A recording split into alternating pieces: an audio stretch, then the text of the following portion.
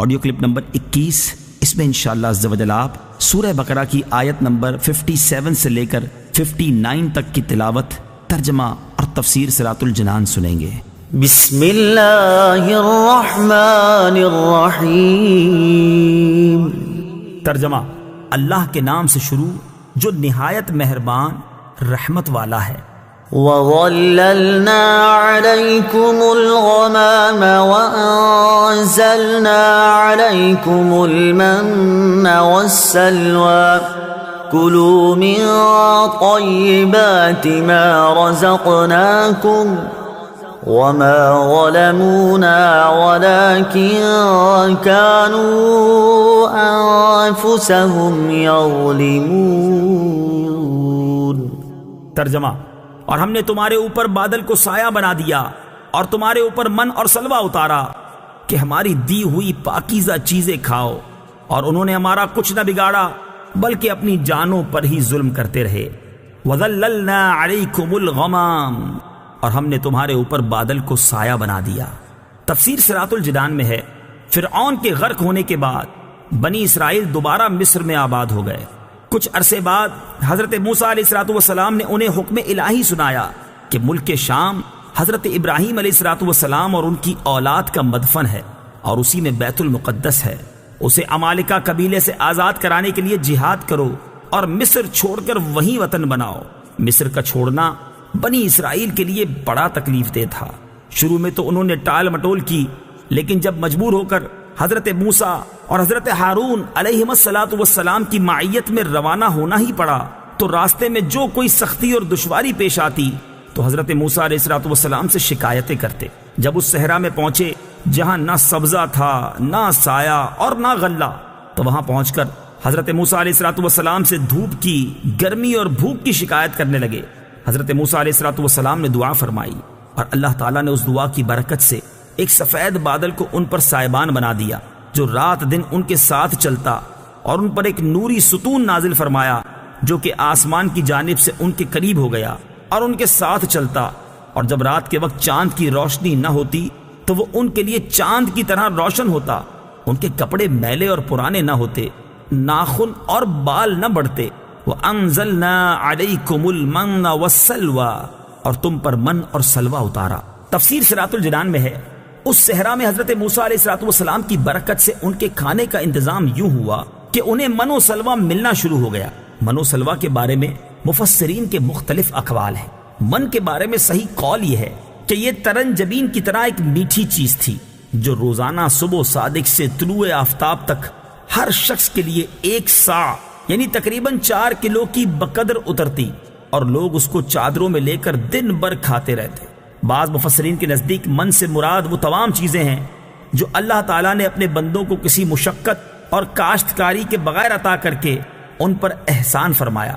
سلوہ کے بارے میں صحیح قول یہ ہے کہ یہ ایک چھوٹا پرندہ تھا، اور اس کے بارے میں ایک قول یہ ہے کہ یہ پرندہ بھنا ہوا بنی اسرائیل کے پاس آتا تھا، اور ایک قول یہ ہے کہ جنوبی ہوا اس پرندے کو لاتی اور بنی اسرائیل اس کا شکار کر کے کھاتے۔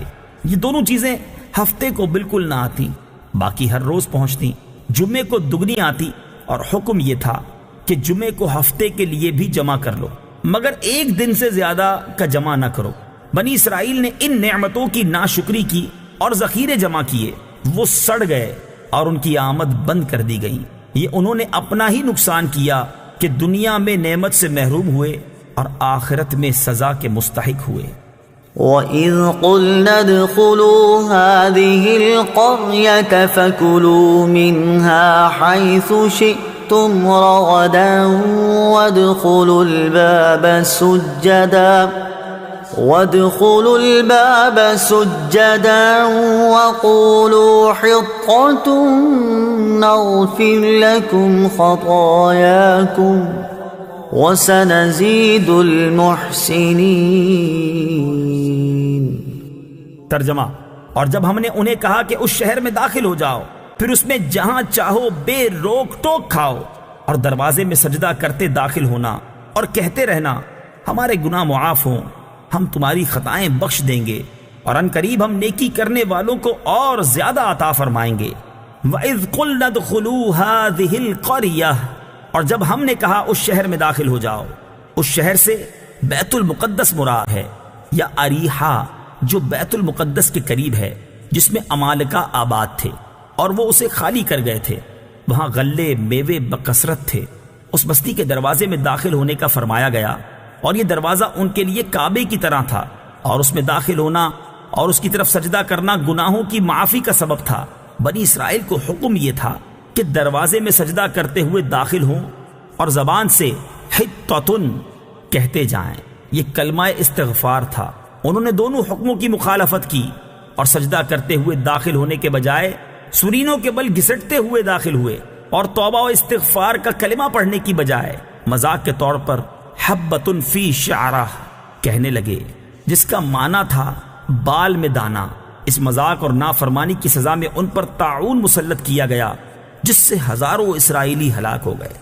فبدل الذين ظلموا قولا غير الذي قيل لهم فأنزلنا على الذين ظلموا رجزا من السماء بما كانوا يفسقون۔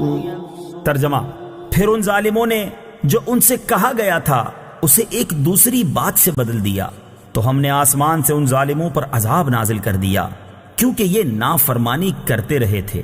فَأَنزَلْنَا عَلَى الَّذِينَ ظَلَمُوا رِجْزًا مِّنَ السَّمَاءِ، تو ہم نے آسمان سے ان ظالموں پر عذاب نازل کر دیا۔ تفسیر صراط الجنان میں ہے، بنی اسرائیل پر طاعون کا عذاب مسلط کیا گیا، اور اس کی وجہ سے ایک ساعت میں ان کے 70,000 افراد ہلاک ہو گئے تھے۔ حضرت اسامہ رضی اللہ تعالی عنہ سے روایت ہے، حضور اقدس صلی اللہ تعالی علیہ وسلم نے ارشاد فرمایا، بے شک یہ طاعون ایک عذاب ہے جسے تم سے پہلے لوگوں پر مسلط کیا گیا تھا، لہٰذا جب کسی جگہ طاعون ہو اور تم وہاں موجود ہو تو تم طاعون سے بھاگ کر وہاں سے نہ نکلو، اور جب کسی جگہ طاعون ہو تو تم وہاں نہ جاؤ۔